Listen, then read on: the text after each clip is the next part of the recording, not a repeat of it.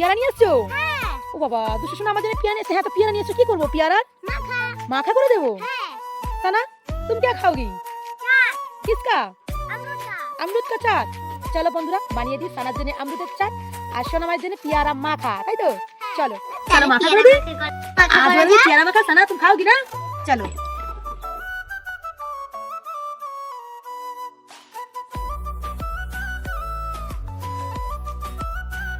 কাটা।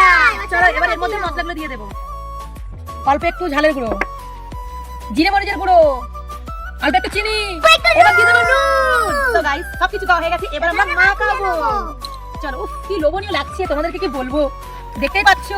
হয়ে গেল আমাদের अमरूद মাখা, अमरूद का चाट। सारा खा के दिखाओ, खा के दिखाओ कैसे हुआ, बोलोगी ठीक है? अच्छा हुआ, जोर से बोलो। अच्छा हुआ। তো গাইস, এবার আমি খেয়ে দেখবো। না মা, এ বলো কেমন লাগছে? সত্যি বলছি বন্ধুরা, দারুণ হয়েছে পেয়ারা শুধু খাওয়ার থেকে। আমার মনে হয় এভাবে মেখে খেতে দারুণ লাগে। তোমরাও বাড়িতে ট্রাই করো। ভাত খাওয়ার পর এভাবে চটপটি মাখা খেতে কার ভালো লাগে অবশ্যই কমেন্টে জানাবেন। ভিডিওটি ভালো লাগলে লাইক, শেয়ার, সাবস্ক্রাইব করুন। Tata, like.